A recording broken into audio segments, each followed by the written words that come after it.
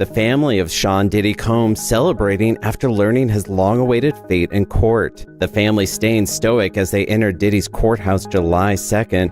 And after nearly a 2-month trial with 34 witnesses and hours of salacious testimony, a jury of 8 men and 4 women finds Sean Diddy Combs not guilty of racketeering and trafficking, but guilty on 2 counts of transportation to engage in prostitution. Before departing with smiles and waves after hearing the media mogul's partial victory, not guilty on 3 out of the 5 counts, covering charges for racketeering and sex trafficking. This verdict has shocked legal experts, and what the jury refused to convict him for says more than what they did. After weeks of graphic testimony, drug trafficking allegations, and high-profile victims, the jury said no to the most serious charges. Why? Some say the jury didn't believe them. Others say they just wanted to get home for the 4th of July. The verdict that nobody saw coming. The jury found Diddy guilty of shuttling workers across state lines for illegal purposes, but not of trafficking Cassie, not of bribery, not of kidnapping, and not of racketeering. The prosecution's entire RICO case collapsed like a house of cards. Sean Diddy Combs was convicted on counts 3 and 5, both related to transporting workers across state lines. The jury agreed that he brought these individuals across state boundaries for illegal purposes. These were the charges involving what prosecutors called ex-workers, people who were transported interstate as part of what the government claimed was a criminal enterprise.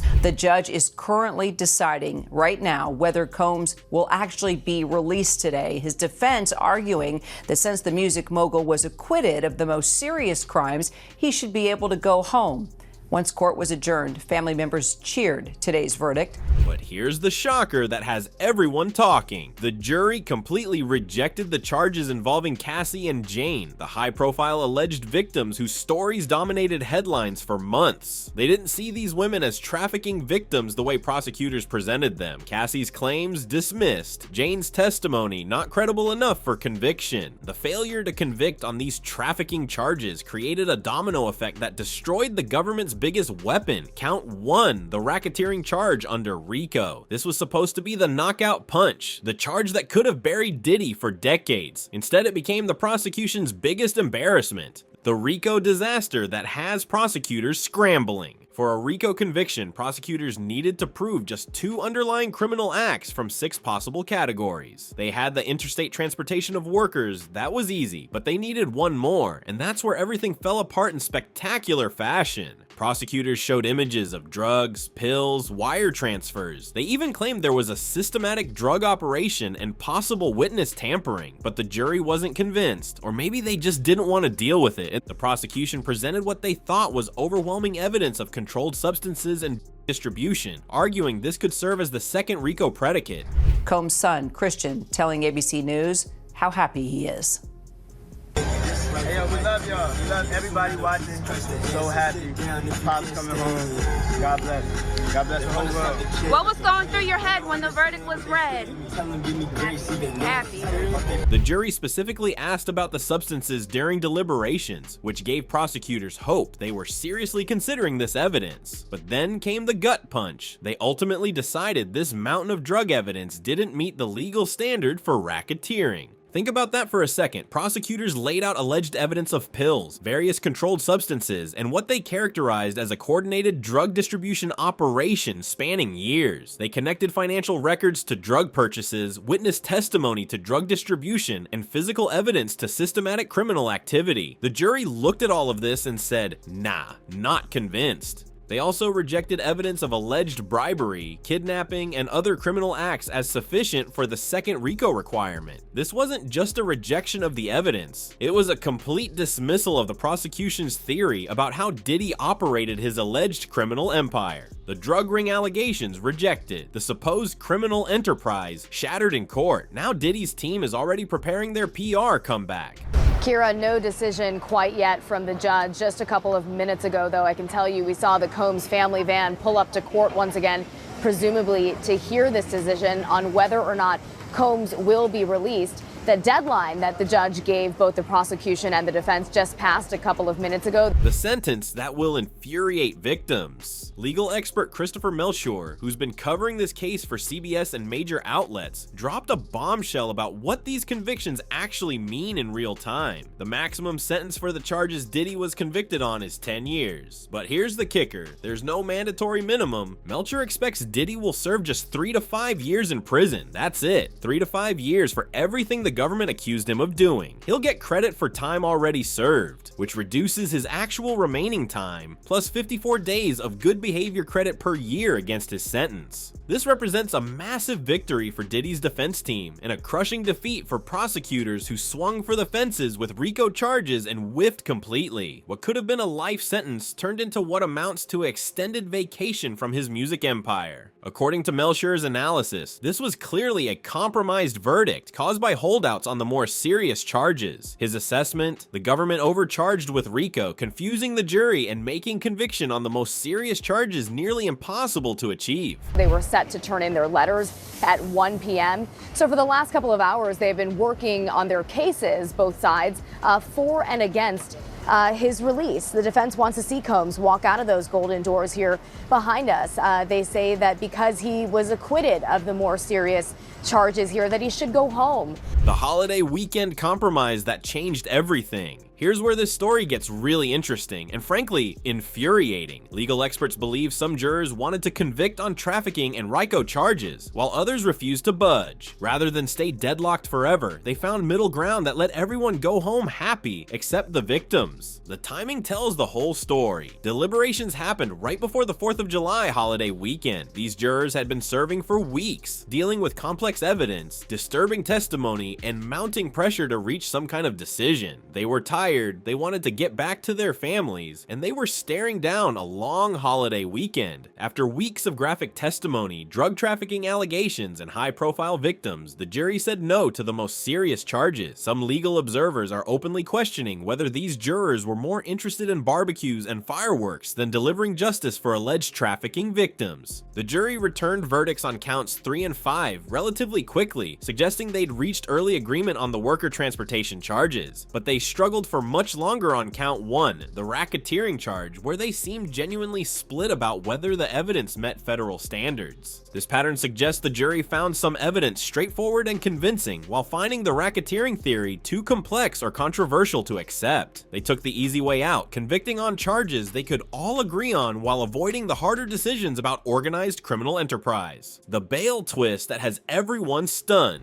And in terms of all the time that he's already been in custody, he's going to get credit for that time. So no matter what amount of sentence the judge sentences him to, he'll get credit for about the 9 months that he has been in custody. Yes, he faces a maximum of 10 years on each of those counts. Highly unlikely that this judge is going to max Sean Combs out. In a twist nobody expected, the judge is now considering letting Diddy out on bail, even after a federal conviction. That almost never happens. Prosecutors are furious. The courtroom is stunned. The judge announced he needs time to consider whether Diddy can be granted bail while awaiting sentencing. He specifically stated he needed to review the statutes and asked attorneys for precedent cases where bail was denied after conviction under the Mann Act. $1 million bond is being discussed. This is absolutely unprecedented. Federal defendants convicted on trafficking-related charges are almost always immediately remanded to custody pending sentencing. The fact that this judge is even considering bail shows how dramatically the jury's partial acquittal changed the legal landscape. Diddy could walk out the courthouse doors today, smiling, while the victims walk away empty-handed. He could go home to his mansion, sleep in his own bed, and continue running his business empire while waiting for a sentencing hearing that might only add a few more years to his time. This represents a complete reversal from the prosecution's previous arguments that Diddy posed an ongoing threat to the community and was a significant flight risk. Throughout the case, they argued his wealth, international connections, and alleged history of witness intimidation made him too dangerous to release. The evidence that somehow wasn't enough.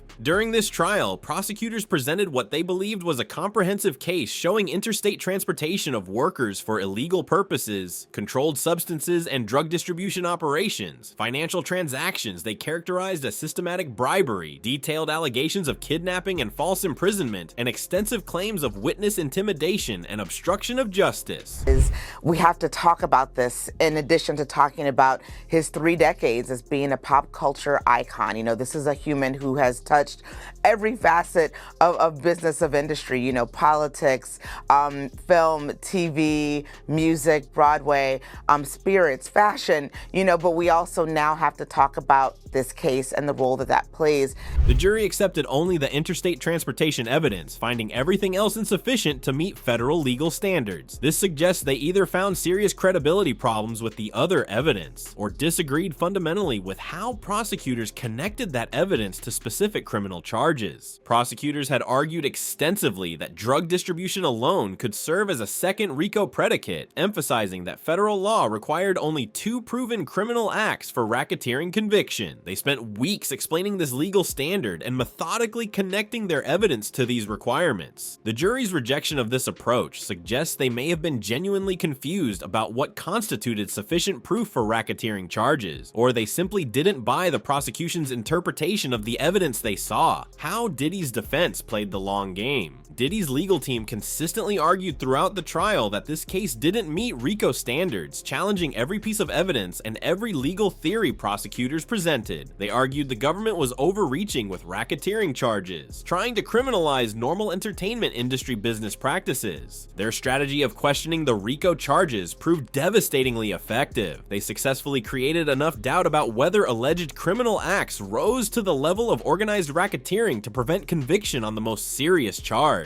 The defense likely emphasized that RICO was designed for traditional organized crime families, not entertainment industry business disputes. This framing probably resonated with jurors who were reluctant to treat celebrity business practices as equivalent to mafia operations. They also successfully challenged the credibility of key witnesses and the interpretation of evidence prosecutors presented as proof of criminal enterprise. Per NBC News reporters inside the courtroom, Diddy's loved ones were seen celebrating the results of his now winding down legal saga. The Bad Boy Records founder is facing 2 convictions, both surrounding prostitution offenses. Their ability to prevent RICO conviction while not stopping conviction on worker transportation charges shows sophisticated, targeted defense work. The Cassie and Jane rejection that speaks volumes. The jury's decision to acquit on charges involving Cassie and Jane represents perhaps the most significant rejection of the prosecution's case. These were the high-profile alleged victims whose stories had dominated media coverage and generated massive public support for the prosecution. Cassie's case had been seen as particularly strong for prosecutors, given her previous civil litigation and public statements about her experiences. The jury's rejection of trafficking charges related to her case indicates they viewed her relationship with Diddy very differently than prosecutors presented it. They may have seen it as a consensual relationship between adults rather than trafficking, or they may have found credibility issues with her testimony that weren't apparent to outside observers. Either way, this acquittal undermines much of the public narrative about this case. The Jane case presented different challenges, with the jury apparently finding insufficient evidence of coercion or interstate transportation that met federal trafficking standards. These acquittals significantly damaged the prosecution's broader theory about Diddy operating a trafficking enterprise. What this means for other powerful predators. This verdict sends a chilling message to other potential victims of powerful figures in entertainment and other industries. If federal prosecutors can't secure a RICO conviction with this level of evidence, resources, and media attention, what hope do other cases have? The prosecution had everything going for it in this case. Multiple alleged victims willing to testify, extensive financial records, communications evidence, federal resources, and massive public attention. Yet they still couldn't convince a jury that this constituted organized racketeering. Future prosecutors handling similar cases will study this verdict carefully to understand why the RICO charges failed despite substantial evidence. They may conclude that complex racketeering theories are too difficult for juries to understand and accept when applied to celebrity defendants. This case also demonstrates the ongoing advantages that wealth and sophisticated legal representation provide in the federal criminal justice system. Diddy's team was able to create enough confusion and doubt to prevent conviction on the most serious charges, something most defendants could never afford to attempt. the system that protects power. Despite weeks of testimony, extensive evidence, and multiple alleged victims, the justice system delivered what many will see as a slap on the wrist for one of the most powerful figures in entertainment. This verdict reinforces the perception that different rules apply to wealthy, well-connected defendants.